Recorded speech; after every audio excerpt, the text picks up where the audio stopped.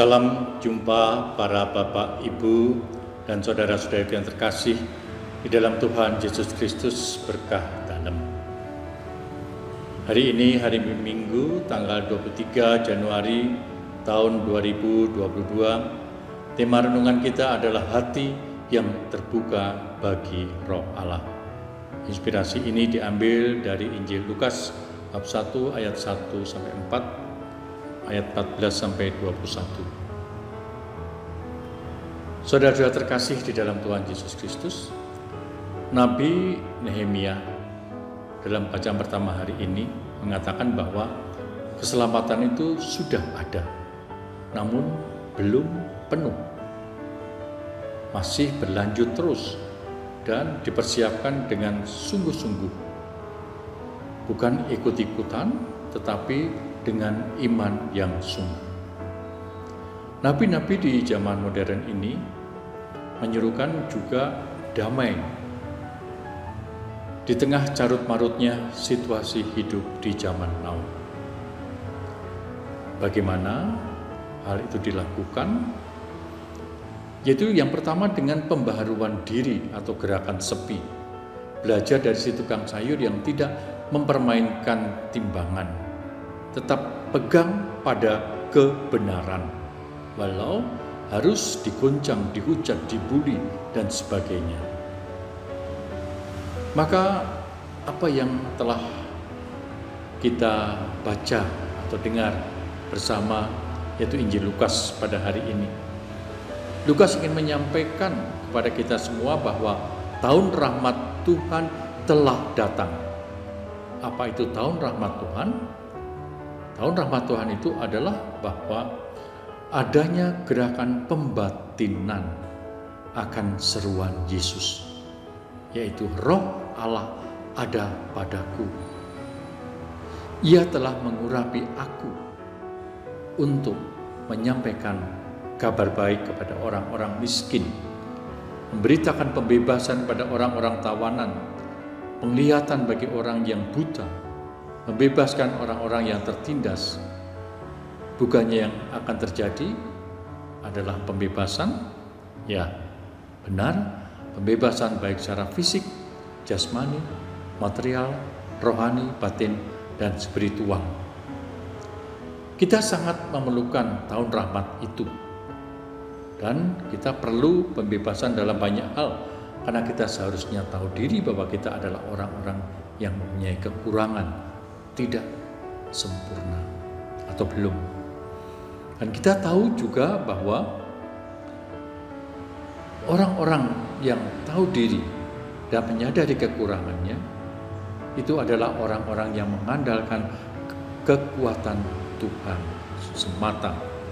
Orang seperti inilah orang yang mempunyai hati yang terbuka akan kehadiran Roh Allah dan bisa merasakan secara sungguh-sungguh, dan hatinya pun berkobar-kobar juga untuk berseru, Roh Allah ada padaku.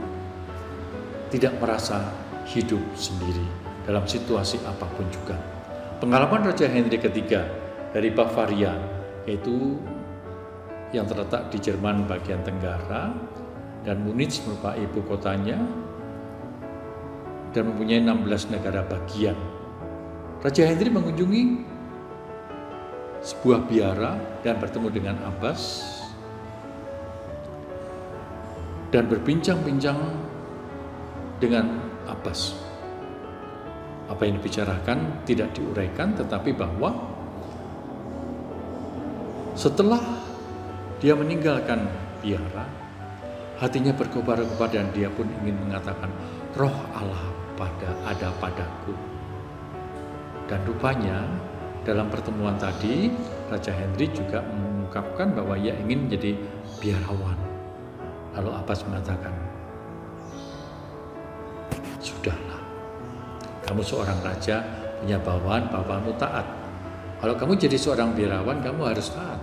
Mungkinkah ini merubah satu habitus yang sudah cukup lama, di mana dia menjadi seorang raja?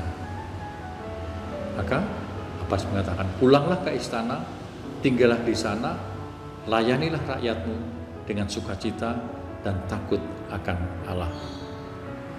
Nah, Saudara-saudaraku yang terkasih di dalam Tuhan Yesus Kristus, apakah kita bisa refleksikan bersama atau inspirasi rohani yang ada yang bisa kita angkat, kita ambil?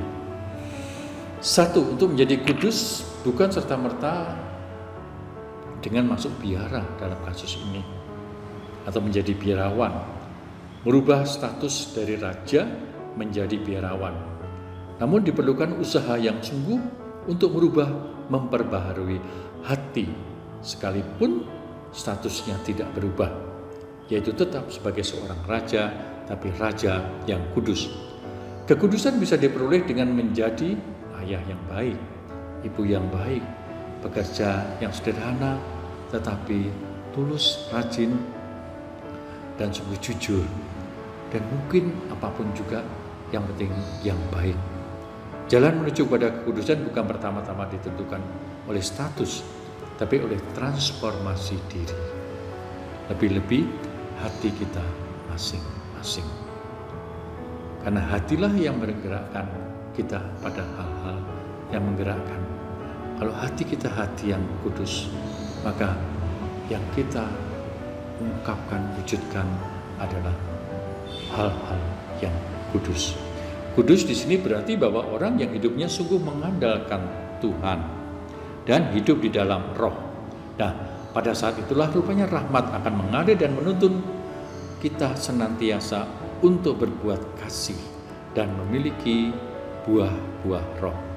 Lihatlah, bandingkan Galatia 5 ayat 22-23, buah-buah roh dari kasih sampai pengendalian diri. Untuk mewujudkan kekudusan tidak perlu merubah penampilan, tetapi yang diperlukan adalah pertama-tama perubahan hati kita masing-masing. Dan hal ini memerlukan suatu proses, dan jika perlu juga harus juga ada pembimbing rohani, dan semuanya juga tergantung dari niat kita untuk mewujudkan usaha kita untuk kembali mengasihi Allah yang telah begitu baik kepada kita umatnya. Itulah pertobatan kita. Dan kemudian hidup dengan mengandalkan kekuatan Allah dalam hidup dan perjalanan kita.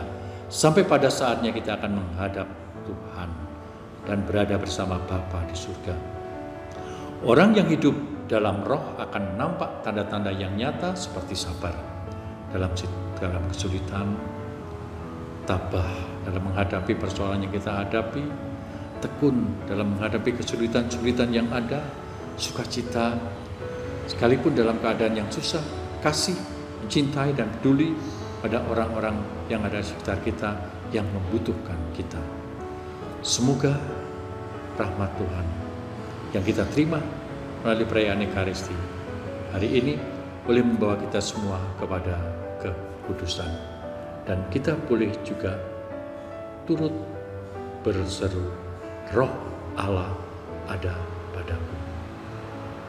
Amin. Tuhan memberkati Bapa dan Putra dan Roh Kudus. Amin.